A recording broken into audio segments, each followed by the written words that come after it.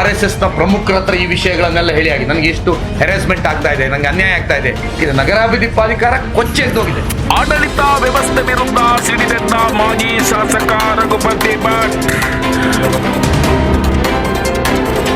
ಇವತ್ತು ಆಯುಕ್ತರು ರೌಡಿಸಮ್ಗೆ ಹೆದರ್ಕೊಂಡು ಕೂತ್ಕೊಂಡಿದ್ದಾರೆ. ಕಮಿಷನರ್ ಆದೇಶಕ್ಕೆ ಬೆಲೆ ಇಲ್ಲ, ಇಲ್ಲಿ ಖಾಲಿ ರೌಡಿಸಮ್ಗೆ ಬಹಳ ಬೆದರಿಕೆ ಇಲ್ಲಿ ಅಧಿಕಾರಿಗಳಿಗೆ. ಉಡುಪಿಯ ನಗರ ಅಭಿವೃದ್ಧಿ ವಿರುದ್ಧ ಓಪನ್ ವಾರ್. ನಾಡ್ದೀಗ 28ರಲ್ಲಿ ಚುನಾವಣೆ ಬರ್ತಲ್ಲ, ಯಶ್ಪಾಲ್ ಸುವರ್ಣರಿಗೆ ಸೀಟ್ ಇದೆಯಾ ನೋಡಿ, ಅವ್ರಿಗೆ ಸೀಟ್ ಇಲ್ಲ ಅಂತ ಈಗಲೇ ಪ್ರಚಾರ ಸ್ಟಾರ್ಟ್ ಆಗಿದೆ. ಇದು ಸರ್ಕಾರದ ವಿರುದ್ಧ ಸಮರವೋ ಅಥವಾ ಶಾಸಕ ಯಶ್ಪಾಲ್ ಸುವರ್ಣರ ವಿರುದ್ಧ ಆಂದೋಲನವೋ?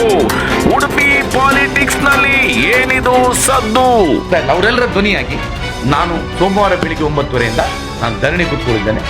ಇದು ಆಫೀಸ್ ಅವರ್ಸ್ ಅಲ್ಲಿ ನನ್ನ ಧರಣಿ ಕಂಟಿನ್ಯೂ ಆಗ್ತದೆ. ಬೆಳಿಗ್ಗೆ 9:30 ಗಂಟೆಗೆ ಆಫೀಸ್ ಅವರ್ ಸ್ಟಾರ್ಟ್ ಆದರೆ ಸಂಜೆ 6 ಗಂಟೆವರೆಗೆ ಏನು ಆಫೀಸರ್ಸ್ ಇರ್ತದೆ ಅಲ್ಲಿವರೆಗೆ ನಾನು ಕಂಟಿನ್ಯೂ ಆಗ್ತದೆ. ಮರುದಿವಸ ಮತ್ತೆ ಪುನಃ ನನಗೆ ಸಿಗುವವರೆಗೆ ಆಫೀಸ್ ಅವರ್ಸ್ಗಳಲ್ಲಿ ನಾನು ನಗರಾಭಿವೃದ್ಧಿ ಪ್ರಾಧಿಕಾರದ ಎದುರಲ್ಲಿ ನನ್ನ ಧರಣಿಯನ್ನ ಮಾಡುತ್ತಿದ್ದೇನೆ. ನನ್ನ ಶಾಂತಿಯುತವಾದಂತಹ ಧರಣಿ. ಉಡುಪಿಯ ಸಮಗ್ರ ಅಭಿವೃದ್ಧಿಗಾಗಿ ಕಚ್ಚೆ ಕಟ್ಟಿ ಓಡಾಟ ಮಾಡಿದ್ದ ಮಾಜಿ ಶಾಸಕ ರಘುಪತಿ ಭಟ್ರವರೇ ಇಂದು ಬೀದಿಗಿಳಿದು ಹೋರಾಟ ಮಾಡುವ ಪರಿಸ್ಥಿತಿ ಒದಗಿದೆ. ಜನರ ಸಮಸ್ಯೆಯನ್ನು ನಿರಂತರ ಪರಿಹಾರ ಮಾಡುವ ಮೂಲಕ ಬಿಜೆಪಿ ಪಕ್ಷದಲ್ಲಿ ಸುದ್ದಿ ಮಾಡಿದ್ದ ರಘುಪತಿ ಭಟ್ರವರೇ ಹೋರಾಟಕ್ಕೆ ಇಳಿದಿದ್ದಾರೆ. 24 ಇದು ಯಾವಾಗ? ನೀವು ಬೇಕಾದ್ರೆ ನಿಮ್ಮ ಹತ್ರ ದಾಖಲೆ ನೋಡಿ. ಇದು ಏಪ್ರಿಲ್ ತಗೊಂಡಿದ್ದ. ಇದು ಇದಕ್ಕೆ CRZಗೆ ಶಾಸಕರು ಕೊಟ್ಟಂತ ಕೆಲಸ 2024ರಲ್ಲಿ. ಅಂದ್ರೆ ಈಗ ನಮ್ಮ ಸ್ನೇಹಿತರ ನಾನು ಎಲ್ಲರ ಹತ್ರ ಮಾತಾಡಿ ಆಗಿದೆ. ನೀವೇನೋ ಇದೊಂದು ತಿಳಿಸ್ಬೇಡಿ.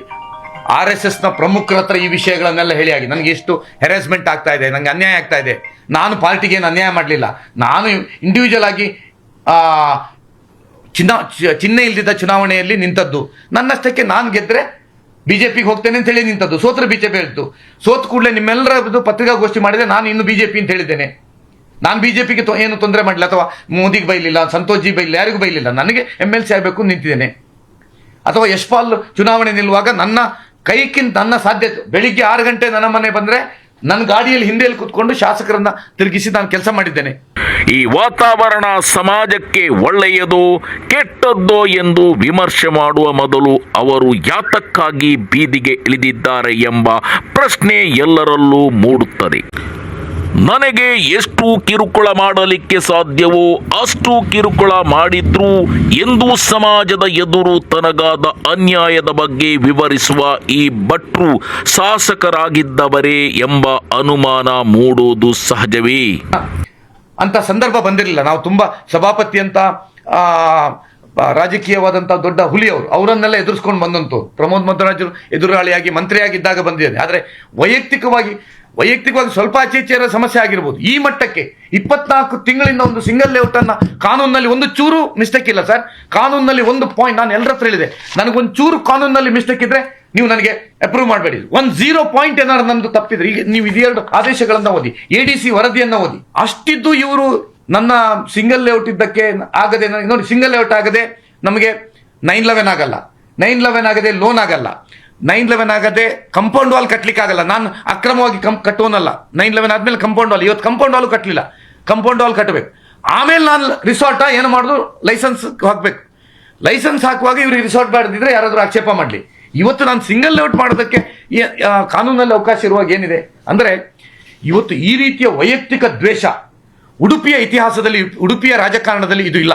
ನನಗೆ ಪ್ರಥಮವಾಗಿ ನಾನು ತುಂಬಾ ಇದನ್ನು ನೋಡಿದ್ದೇನೆ. ವೈಯಕ್ತಿಕವಾಗಿ ಬಿಸ್ನೆಸ್ಸಿಗೆ ತೊಂದರೆ ಮಾಡುವಂತಹದ್ದು ಇವತ್ತು ಅತಿರೇಕವಾದಂತಹದ್ದು. ನೋಡೋಣ. ಉಡುಪಿಯ ಪ್ರವಾಸೋದ್ಯಮದ ಅಭಿವೃದ್ಧಿಯಲ್ಲಿ ಖಾಸಗಿ ರೆಸಾರ್ಟ್ಗಳು ನಿರ್ಣಾಯಕ ಪಾತ್ರ ವಹಿಸುತ್ತಿದ್ದು, ಕಡಲ ತೀರದ ಅಂಚಿನಲ್ಲಿರುವ ಕಾಟೇಜ್ಗಳು ಮತ್ತು ರೆಸಾರ್ಟ್ಗಳು ಪ್ರವಾಸಿಗರಿಗೆ ಆರಾಮದಾಯಕವಾದ ವಸತಿ, ಈಜುಕೊಳ ಮತ್ತು ಸುಂದರ ಸಮುದ್ರ ವೀಕ್ಷಣೆಯ ಸೌಲಭ್ಯಗಳನ್ನು ಒದಗಿಸುತ್ತವೆ. ಈ ರೆಸಾರ್ಟ್ಗಳಿಂದಾಗಿ ಉದ್ಯೋಗ ಸೃಷ್ಟಿ, ಸ್ಥಳೀಯ ಆರ್ಥಿಕತೆಗೆ ಉತ್ತೇಜನ ಮತ್ತು ಪ್ರವಾಸಿಗರ ಅನುಭವವನ್ನು ಹೆಚ್ಚಿಸುವ ಮೂಲಕ ಪ್ರವಾಸೋದ್ಯಮದ ಬೆನ್ನೆಲುಬಾಗಿ ಕಾರ್ಯನಿರ್ವಹಿಸುತ್ತದೆ. ಉಡುಪಿಯ ಕಡಲ ಕಿನಾರೆಯಲ್ಲಿ ರೆಸಾರ್ಟ್ ನಿರ್ಮಾಣದ ವಿಚಾರವಾಗಿಯೇ ಉಡುಪಿಯ ಶಾಸಕರು ಮತ್ತು ಹಾಲಿ ಶಾಸಕರ ನಡುವೆ ಕದನ ಏರ್ಪಟ್ಟಿದ್ದು ರಾಜಕೀಯ ವಲಯದಲ್ಲಿ ಭಾರೀ ಚರ್ಚೆಗೆ ಗ್ರಾಸವಾಗಿದೆ. ಉಡುಪಿಯಲ್ಲಿ ನ್ಯಾಯ ಇದೆಯಾ ಇಲ್ವಾ? ಉಡುಪಿಯಲ್ಲಿ ಅಧಿಕಾರಿಗಳು ಇನ್ನೆಲ್ಲಿ ಮಟ್ಟಿಗೆ ಅನ್ಯಾಯ ಮಾಡ್ತಾ ಹೋಗ್ತಾರೆ ನೋಡು. ನನ್ನ ಹತ್ರ ದಾಖಲೆ ಸರಿ ಇದೆ, ನಾನು ದಂಡಿಗೆ ಕೂತ್ಕೊಳ್ತೇನೆ. ಎಷ್ಟು 15 ದಿವಸ ಆಗಲಿ 1 ತಿಂಗಳಾಗಲಿ ನೋಡುವ, ನನಗೆ ನ್ಯಾಯ ಸಿಗುವವರು ನನಗೆ ರೈಟಿಂಗ್ ಅಲ್ಲಿ ಕೊಡ್ಲಿ, ಅವ್ರು ಕೊಡ್ಲಿಕ್ಕೆ ಆಗಲ್ಲ, ನಾನು ಮತ್ತೆ ಕೋರ್ಟಿಗಾರ ಹೋಗ್ತೇನೆ. ಈಗ ಏನ್ ಮಾಡ್ಬೇಕು ಸರ್, 1 ತಿಂಗಳಾಯ್ತು, ನನಗೆ 18 ತಿಂಗಳ ನಂತರ ರಿಜೆಕ್ಟ್ ಮಾಡಿದ್ರು. ನಾನು ಸೆಕ್ರೆಟರಿಯೇಟ್ ಹೋಗಿ ಮಾಡ್ಕೊಂಡ್ಬಂದೆ. ಇವ್ರು ಕೊಡ್ಲಿಕ್ಕೆ ಆಗುದಿಲ್ಲ ಅಂದ್ರೆ, ಇಲ್ಲ ಸರ್ ನಮಗೆ ಹೈಕೋರ್ಟ್ ಅಲ್ಲಿ ಇರೋದನ್ನ ಕೊಡ್ಲಿಕ್ಕೆ ಆಗುದಿಲ್ಲ, ನಾನು ಹಿಂಬರ ಕೊಡಿ, ನಾನು ದಂಡಿ ವಾಪಸ್ ತಗೊಳ್ತೇನೆ. ನಂಗೆ ಅವರು ಆಮೇಲೆ ಇವ್ರ ಕೈಯಲ್ಲಿಲ್ಲ, ಮತ್ತೆ ನಾನು ಹೈಕೋರ್ಟ್ ಹೋಗ್ಬೇಕಾ, ಮತ್ತೆ ಪುನಃ ಸೆಕ್ರೆಟರಿಯೇಟ್ ಹೋಗ ನೋಡ್ತೇನೆ. ನನಗೆ ಹಿಂಬರವೂ ಕೊಡುದಿಲ್ಲ, ಆಗುದಿಲ್ಲ ಅಂತಲೂ ಕೊಡುದಿಲ್ಲ. ಆಯ್ತು ಸರ್ 2 ದಿವಸ ಕುಣಿದು ನಾನು DC ಆಫೀಸ್ಗೆ 1 ದಿವಸ ಹೋಗುದು, ಟೌನ್ ಪ್ಲಾನಿಂಗ್ ಹೋಗುದು, ಸಿಕ್ಕಿದವ್ರ ಕಡೆ ಹೋಗುದು, ಬೆಂಗಳೂರಿಗೆ ಹೋಗುದು. ಅಂದ್ರೆ ಒಂದು ನ್ಯಾಯಯುತವಾದಂತ ಒಂದು ಬೇಡಿಕೆಗೆ ಇಷ್ಟು ತೊಂದರೆ ಅಂತ ಉಡುಪಿಯಲ್ಲಿ ಈ ರೀತಿಯ ನಡೀತದ? ಮತ್ತೆ ಇನ್ನೊಂದು ದಿವಸ ದೊಡ್ಡ ಹೋರಾಟ ಮಾಡ್ಲಿಕ್ಕಿದೆ. ನಗರಾಭಿವೃದ್ಧಿ ಪ್ರಾಧಿಕಾರ ಕೊಚ್ಚೆದ್ದೋಗಿದೆ. ನೀವು ಜನರ ಸಮಸ್ಯೆ, ಈಗ ನಾನು ಅದನ್ನು ಇದಕ್ಕೆ ಆಡ್ ಮಾಡಿದ್ರೆ ಅದು ನಾನೇನೋ ಅವರನ್ನು ಇದಕ್ಕೆ ಎತ್ತಿತ್ತು ಕಟ್ಟಿದೆ ಅಂತ, ಇದು ನಾನು ನನ್ನಕ್ಕೋಸ್ಕರ ಹೋರಾಟ ಮಾಡ್ತಾ ಇರೋದು. ಈಗ ಅದಕ್ಕೆ ಇನ್ನೊಂದು ಸಾರ್ವಜನಿಕರನ್ನ ಹಿಡ್ಕೊಂಡು ಅದು ಬೇರೆ ರಾಜಕೀಯವಾದಂಥ ಹೋರಾಟವನ್ನು ಮಾಡಲೇಬೇಕಾಗಿದೆ, ಇಲ್ಲದ್ರೆ ಸಾಧ್ಯವೇ ಇಲ್ಲ ಅಲ್ಲಿ ಜನರಿಗೆ. ಆ ಕಮಿಷನರ್ ಒಬ್ಬ ಕಾನೂನಿಂದ 5 ಪೈಸದ ಅರಿವಿಲ್ಲ ಅವರಿಗೆ. ನೀವು ನಾಳೆ ಹೋಗಿ ಸರ್ ಇಂಟರ್ವ್ಯೂ ಮಾಡಿ ಅವರನ್ನ, ಏನು ಅಂತ ಅವ್ರಿಗೆ ಗೊತ್ತಿಲ್ಲ, ಚೂರು ಗೊತ್ತಿಲ್ಲ ಅವರಿಗೆ, ಕಾನೂನಿನ ಅರಿವೇ ಇಲ್ಲ, ಕೇಸ್ ಹೇಗೆ ಪಾಸ್ ಆಗಿದ್ದಾರೆ ಗೊತ್ತಿಲ್ಲ, ಖಾಲಿ MLA ಹೇಳಿದಾಗ ಮಾಡ್ತಾರೆ. ಕಮಿಷನರಿಗೆ ಮತ್ತೆ ನಗರಾಭಿವೃದ್ಧಿ ಪ್ರಾಧಿಕಾರದ ಅಧ್ಯಕ್ಷರಿಗೆ ಹೊಂದಾಣಿಕೆ ಇಲ್ಲ. ಅವರು ಇವರಿಗೆ ಲೆಟರ್ ಹಾಕು, ಲೆಟರಲ್ಲೇ ಮಾತಾಡೋದು.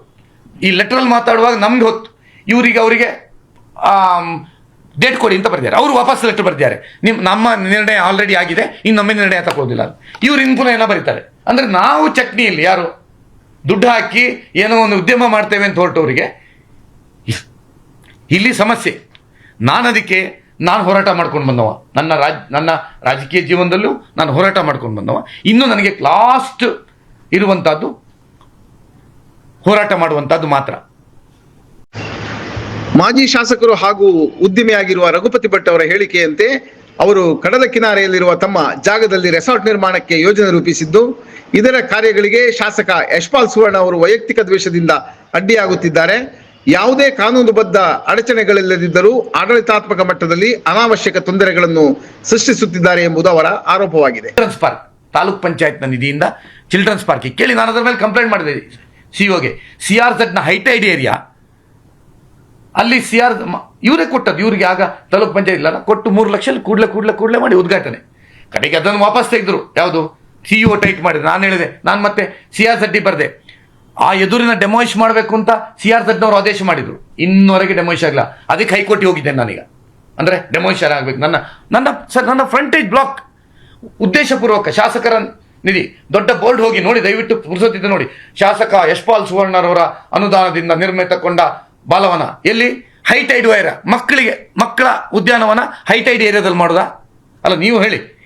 ಮಕ್ಕಳಿಗೆ ನಾಳೆ ತೆರೆ ಬಂದ್ರೆ ನಮ್ಮ ಪ್ರಾಪರ್ಟಿಗಿಂತ ತಂದ್ರೆ ರಘುಪತಿ ಭಟ್ರಿಗೆ ಅಡ್ಡ ಆಗಬೇಕು ಅಂದ್ರೆ ಎಲ್ಲಿ ಮಟ್ಟಿಗೆ ವೈಯಕ್ತಿಕ ದ್ವೇಷ ಸರ್? ಏನು ಮಾಡಿದೆ ನಾನು? ಈಗ ಯಾರಾದರೂ ಹೇಳಿ ನನಗೆ, ಅವರೇ ಹೇಳಿ, ರಘುಪತಿ ಭಟ್ರು ಯಶ್ಪಾಲ್ ಸುವರ್ಣರಿಗೆ ವೈಯಕ್ತಿಕವಾಗಿ ಇಂಥ ಸಮಸ್ಯೆ ಮಾಡಿದ್ದಾರೆ, ಏನು ಸಹಾಯ ಮಾಡಿದ್ದಾರೆ ಅದು ಅವ್ರ ಮನಸ್ಸಿಗೆ ತಗೊಳ್ಳಿ, ನಾನು ಹೇಳೋಲ್ಲ. ಚುನಾವಣೆಯಲ್ಲಿ ಅಂತೂ ಈಗ ಚುನಾವಣೆಯಲ್ಲಿ ವಿರೋಧ ಮಾಡಿದ್ರು ಯಾರು ಇಂಥ ಕೆಲಸ ಮಾಡಬಾರ್ದು. ಚುನಾವಣೆಯಲ್ಲಿ ನಾನು ಉಲ್ಟಾ ಮಾಡಿದ್ರು, ಅದು ಬಿಟ್ಟು ನಾನು ಚುನಾವಣೆಯಲ್ಲಿ ಸಹಾಯ ಮಾಡಿದ್ದೇನೆ ಅವರಿಗೆ. ಒಬ್ಬ ಚುನಾವಣೆಯಲ್ಲಿ 3 ಬಾರಿ ಶಾಸಕನಾದ ಸೀಟ್ ತಪ್ಪಿದ್ರೆ ಅವ್ರ ಪರಿಸ್ಥಿತಿ ಹೇಗಿರ್ತದೆ ಮಾನಸಿಕ ಅಂತ ಹೇಳೋದು ಯೋಚನೆ ಮಾಡ್ಕೊಳ್ಳಿ. ಆದರೂ ನಾನು ಕೆಲಸ ಮಾಡ್ತೇನೆ. ನಾಡ್ದೀಗ 28ರಲ್ಲಿ ಚುನಾವಣೆ ಬರ್ತಲ್ಲ, ಯಶ್ಪಾಲ್ ಸುವರ್ಣರಿಗೆ ಸೀಟ್ ಇದೆಯಾ ನೋಡಿ, ಅವ್ರಿಗೆ ಸೀಟ್ ಇಲ್ಲ ಅಂತ ಈಗಲೇ ಪ್ರಚಾರ ಸ್ಟಾರ್ಟ್ ಆಗಿದೆ, ಒಂದೇ ಟರ್ಮ್ MLA ಅಂತ. ಆಗ ಸೀಟ್ ಇರುವುದಿಲ್ಲ ಅವರಿಗೆ. ಸೀಟ್ ಇಲ್ಲದಿದ್ದಾಗ ಅವ್ರ ಮನಸ್ಥಿತಿ ಪರಿಸ್ಥಿತಿ ಹೇಗಿದ್ದೆ ಅಂತ ಯೋಚನೆ ಮಾಡಲಿ ಅವರು. ನಾನು 2 ಸೆಟ್ ಸೀಟ್ ತಪ್ಪಿದೆ. ನನಗೆ 2013ರಲ್ಲಿ ಒಂದು ತಪ್ಪಿದೆ, 2023ರಲ್ಲಿ ಪಾರ್ಟಿಯಿಂದ. ಆ 2ರಲ್ಲಿಯೂ ನನ್ನ ಸಂಯಮವನ್ನು ಕಳ್ಕೊಳ್ಳಿಲ್ಲ. ಪಾರ್ಟಿ ಕೊಟ್ಟಂತ ಕ್ಯಾಂಡಿಡೇಟ್ ಪರವಾಗಿ ಕೆಲಸ ಮಾಡಿದೆ.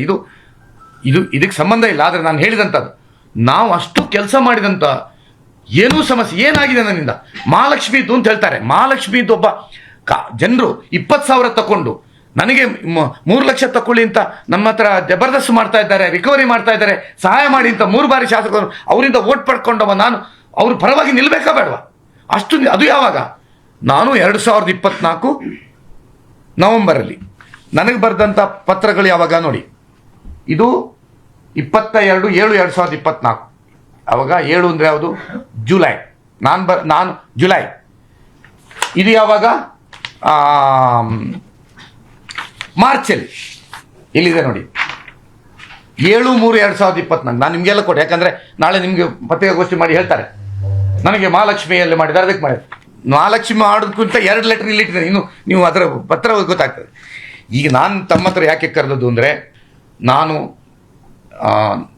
ಸೋಮವಾರ ಬೆಳಿಗ್ಗೆ 9:30 ಗಂಟೆಯಿಂದ ನಾನು ವೈಯಕ್ತಿಕವಾಗಿ ಒಬ್ಬನೇ ನಾನು ಧರಣಿಯನ್ನು ಕೂತ್ಕೊಳ್ಳುವನಿದ್ದೇನೆ.